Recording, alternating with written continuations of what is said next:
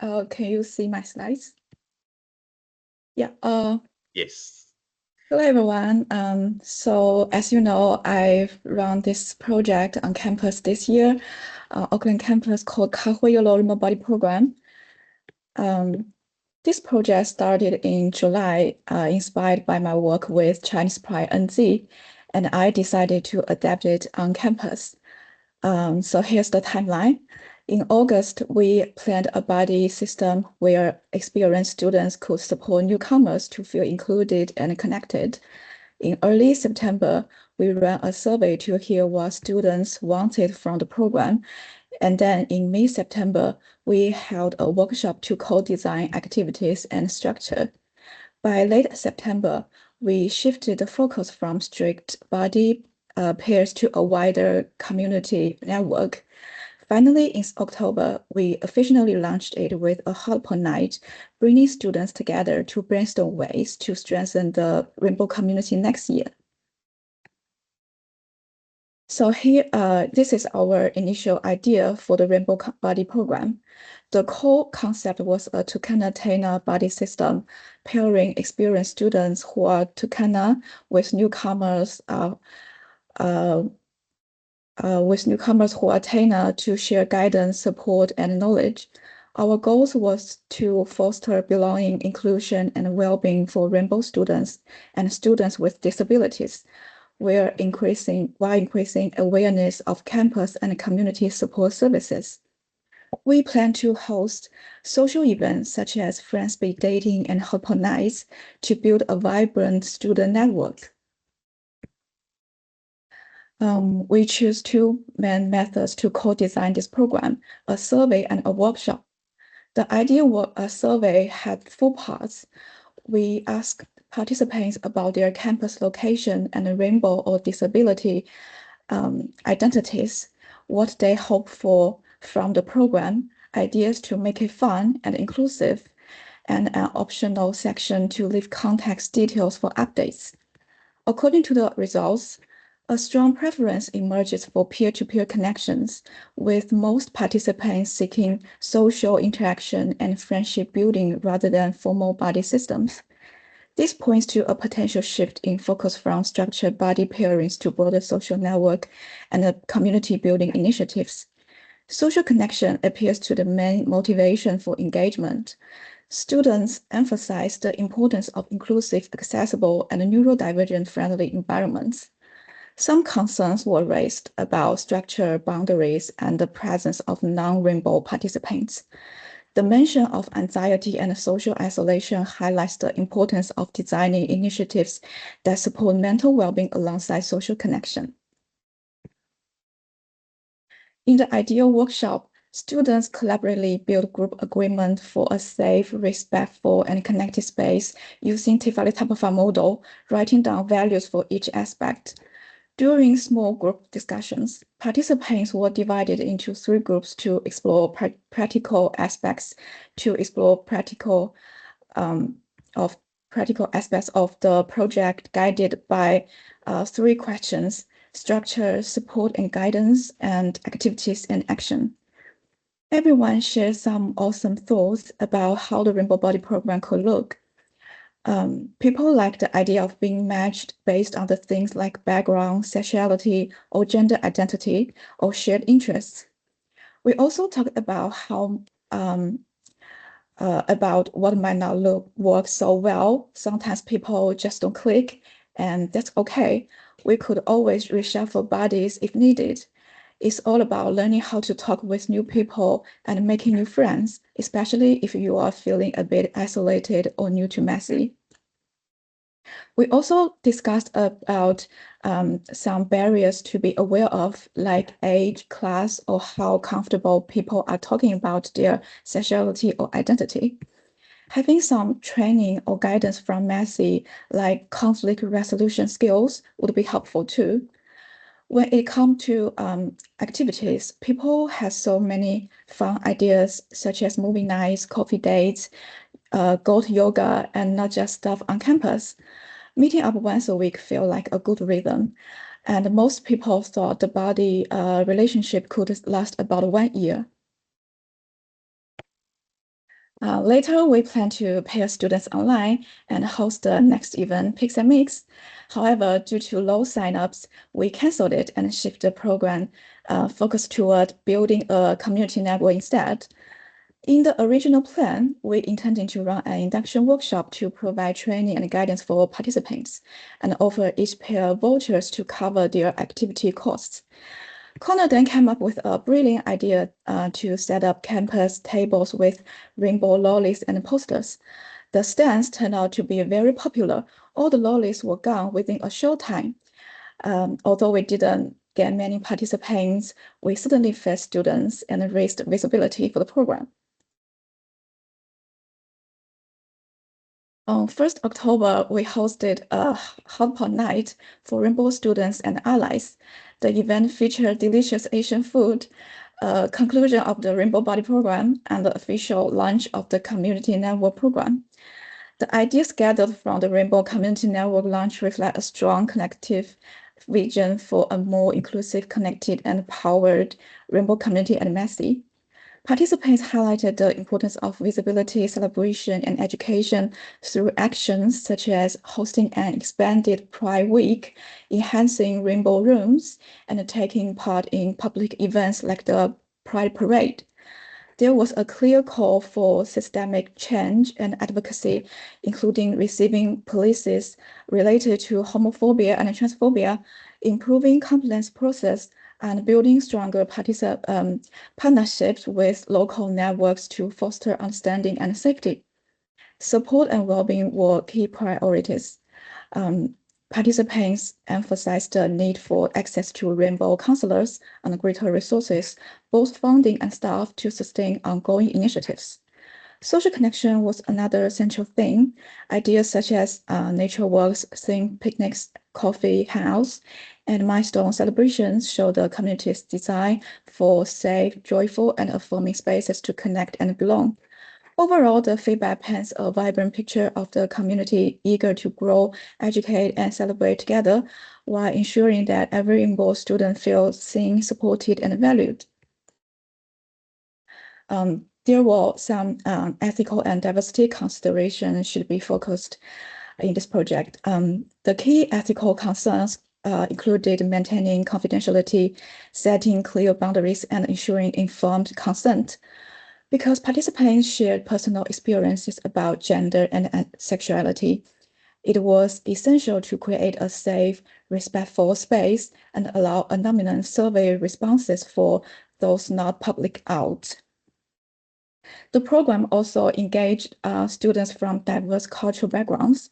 This required attention to accessibility, inclusive language, and cultural responsiveness. I use gender-neutral terms, correct pronouns, and Tatili Maoli concepts such as takatāpui to honor Tatili Wantai. Based on feedback from a transgender student, the registration form was designed to let participants describe themselves and indicate their familiarity with rainbow and takatāpui communities, promoting safer and more inclusive pairings. And the three key things I've learned from this project. First one is that I learned the true meaning of diversity. People live in different kinds of bodies and minds, each with unique capacities and needs. This experience taught me to avoid assumptions about others' identities and to always practice gender and cultural sensitivity. Second, I realized the importance of collaboration. I initiated the project idea while Connor helped develop a clear timeline and Amber contributed creative ideas like friend speed dating and the hot pot night. We co-facilitated workshops, met weekly, and shared ideas. Their support showed me how teamwork strengthens community projects. Lastly, I learned the value of flexibility in social work. Plans can change, such as when low signups led to canceling the matching event, but that didn't mean failure. Instead, we planted a seed for future growth, and I believe someone will continue this work next year and bring new outcomes. So that's all about my presentation. Thank you for listening. Tēnā koe, Jessie. Thank you so much for your presentation and sharing your experience with us. I think you did a fantastic job summarizing the project. Also considering that this is a really short collab project in the scheme of things, 1 semester or 3 months isn't a long time for a collab project. For example, the Rainbow Room project was well over a year. Maybe about a year and a half. So I think you've done an incredible amount of work in a short amount of time. So thank you so much for working with us, me and Amber. It's been, so fun to get to know you and to explore all of this with our students. I'm now going to open up for questions. So if you could, if you've got any questions, particularly for Jessie around the project, around her experience, whatever you like, the floor's yours.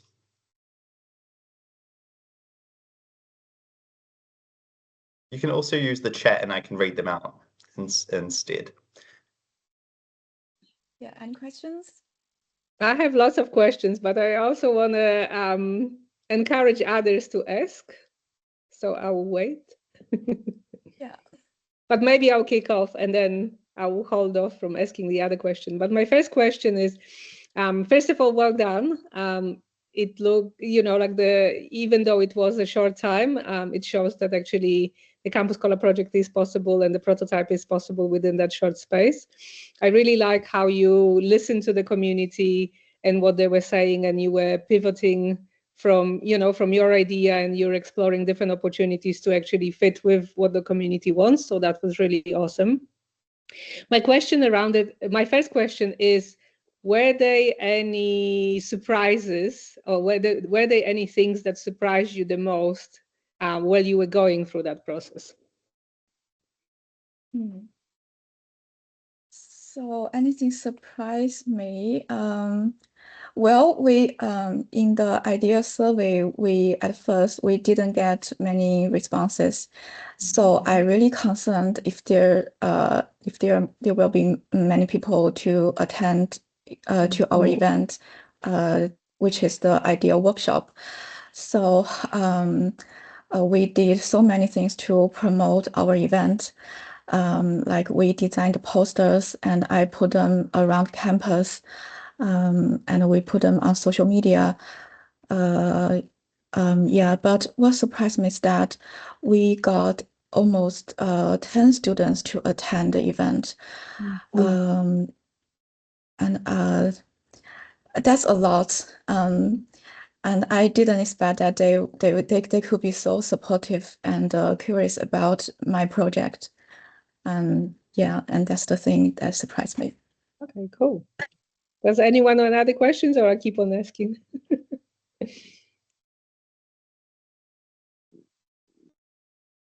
Okay, so question number 2. Actually, if you were to do that project again, what would you change? Well, that's a good question. Because we canceled the matching event due to the very low signups. I think there are some reasons. First, students were very busy on their study. And second, the campus is really small. Students may have known each other. They have recognized with some Rainbow students already. So it could be embarrassing for them to sign up and pair with someone. Like if they pair with someone they already know and they have some conflicts previously, it can be really uncomfortable for them.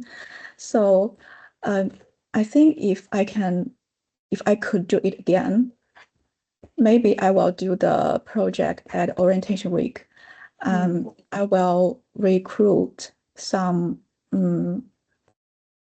old students to be the volunteers and give them training about how to support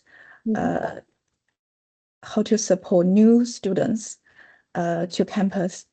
And I will promote the project in the orientation week and encourage the new students to register for to join us, and pair the new students with the experienced students one by one, or one experienced students with two new students.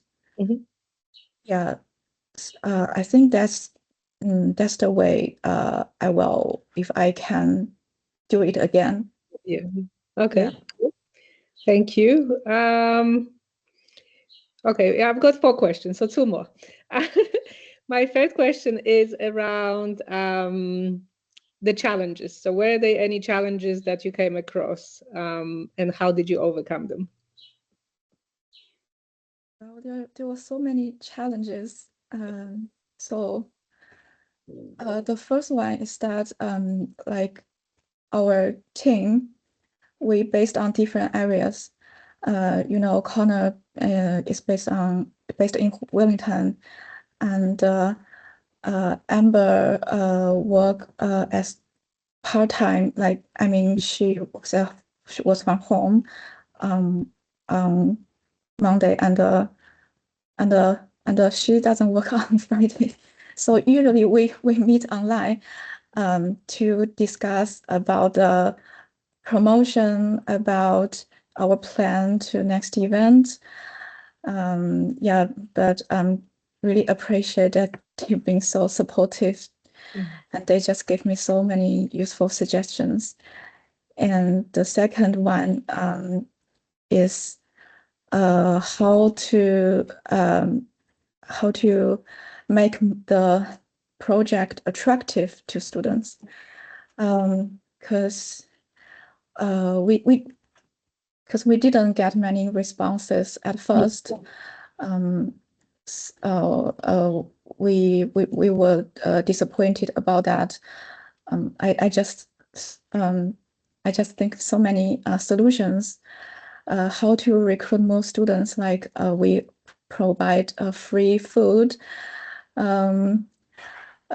We give them vouchers. So yes, but they didn't come, so we have no idea. Yeah, and that's fine. I think yeah. Cool. Yes, sometimes there should be more challenges, but I need to. But they did, but it hadn't appeared in my mind. So. And that's always a bane of our existence. How can we engage more students? And my last question is around yourself. So what do you think you have gained from that process? What skills or what new ways of doing things you have gained from going through this process?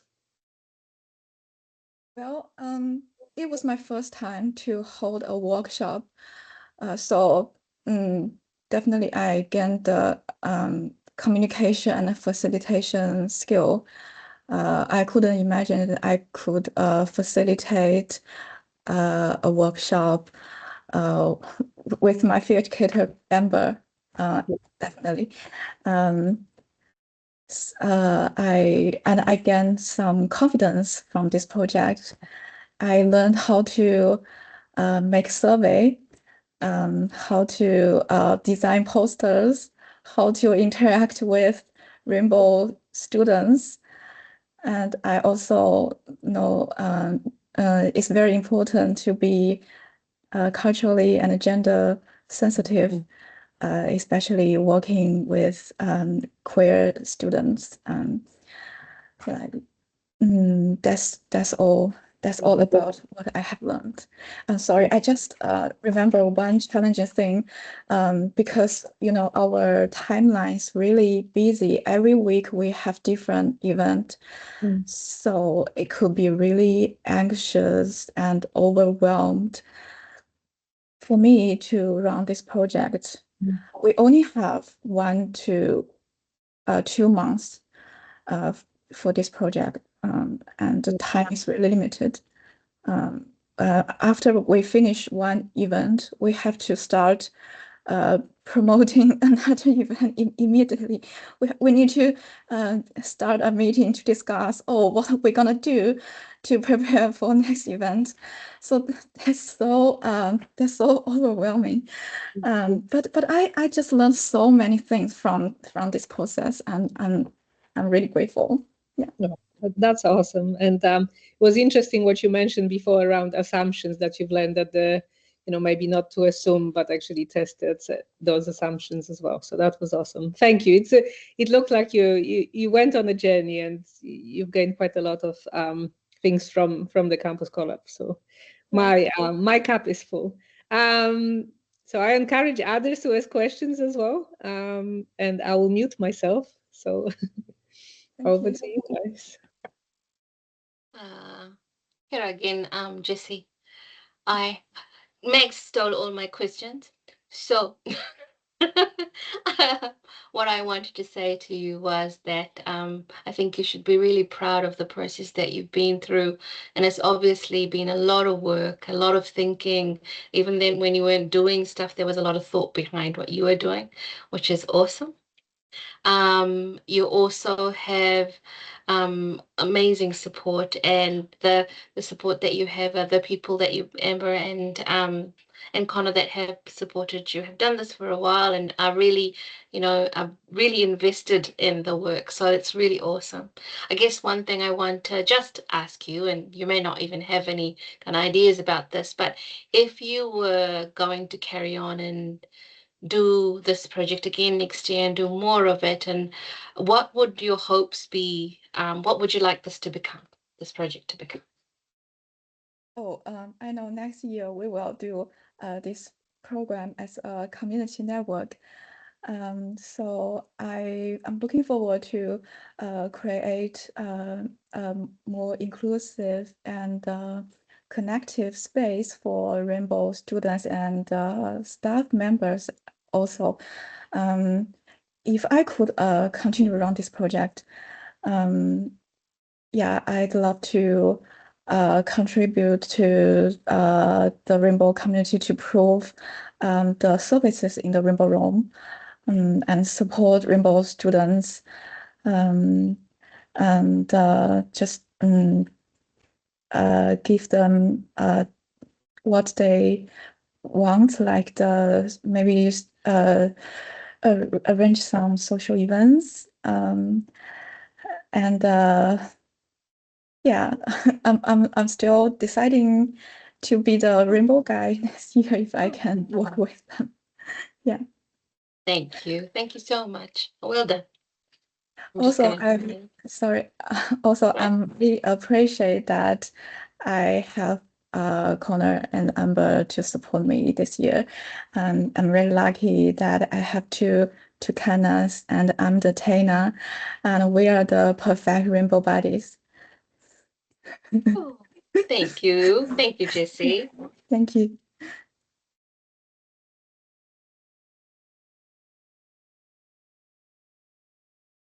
I would love to hear a question from you, Penny, or you, Gerard. I know you've been working with Claudia, or you, Claudia, and so you've been sort of like outsiders observing in. But any comments or reflections or questions from your side?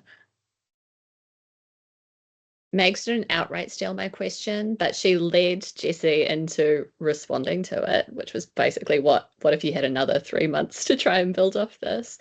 But Jessie, first I would just really well done on all of this work, including your presentation. It was really clear and lovely to follow along with.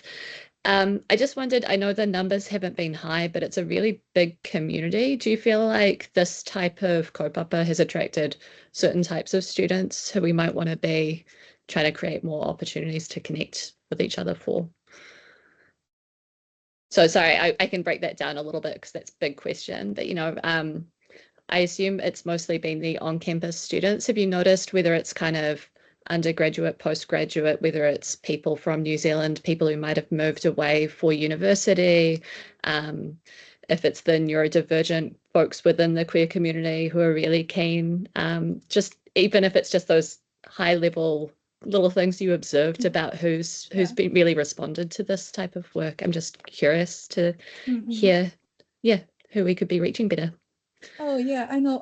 There are many Rainbow students who are neurodivergent and living with disabilities. So I think there are many overlaps between Rainbow community and the neurodivergent community. So yeah, I think next year maybe we will provide some sensory toys in the Rainbow Room to support students who may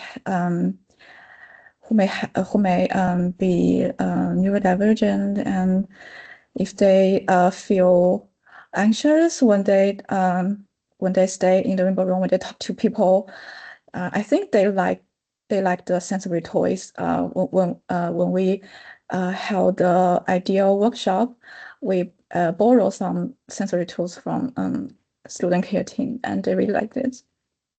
Awesome. Yeah, we've got a bunch in our office, and it's not just the neurodivergent students who like to sit around and play with them. So cool. Thanks, Jessie.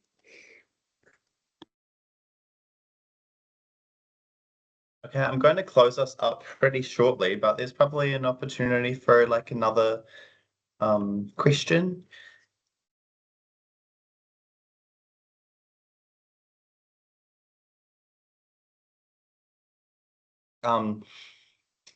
Amy, I'm wondering as well, any reflections from you? I know that you're kind of looking in and getting used to the campus collab, but yeah, I'm kind of curious to see your reaction to like seeing a quick little campus collab project. That's very kind. Yeah, I was just rattling through the questions that have already been asked, and I did find something that I would like to ask, a bit more focused on joy, Jessie, and was wondering, did you have a highlight or your favorite small thing?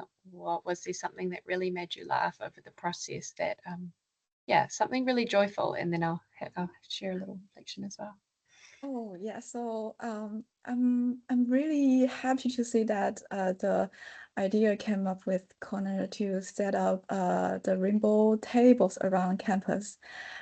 We just we bought some rainbow lollies online and also some rainbow flags, and we put the posters in the photo frames and just and set up tables in library, accommodations, and cafeteria. And they look really cute, and the students love them, and they just they finish all the lollies within a short time. We have to top up the lollies time and again because it just runs so fast. They like the lollies. The lollies are popular, but not our project, which is sad. But anyway, we fed students. That's the thing we have done. So. What a fun little memory. Yeah, it was fantastic to see how, I think Mags has already kind of mentioned this, but you had an idea, you checked in, and then it changed, and then you tried it, and then no one came, so you changed, and then you tried something else, and that worked a bit more, and now we've got left with these ideas to take forward. So like the amount of what we fitted in 2 months is really actually exciting to see, and really great for me to know that if there are students like yourself who are doing small internships or only have a semester to give or only have 2 months to give, can actually work with us and could still produce something that has some success criteria that can be met, which is really cool. So thank you so much for sharing, and your presentation, as everyone has said, is really smooth and excellent. So thank you for your work. Thank you, Amy. I'm glad that we could change the direction into community network. I think maybe the body program didn't work, but we can change the program into community network based. So it's a community-based project focused on all the Rainbow students. So that we can continue supporting Rainbow community to create a space for the Rainbow students. And I heard Claudia had run the project around sensory room, and like I love to learn something from your experience in the next year, so we can we know how to support neurodivergent students. Yeah. Thank you, Jessie. Everyone for giving up your time. I know, you know, there's a lot of things going on and there's a lot of business. We didn't give a whole lot of notice for this as well, but I'm really pleased to see your beautiful shiny faces and your thoughtfulness. Yeah, responding to Jessie and her project. Jessie, this isn't the end. This is a beginning. As we like to say, when good ideas are formed and they're formed with community, there's lots of takeaways that we're proposing to put into place for next year around a network. So more to come. I'm going to close us up now, and yeah, just thanks again. If anybody's got questions around the project or you'd like to share it, we'll be distributing a link to the collab page pretty soon once we write it. Whakataka te hau ki te uru, whakataka te hau ki te tonga, kia mā kinakina ki uta, kia mā taratara ki tae, e hi ake ana te atākura, e tio, he huka, he haufu. Si hei mauri ora.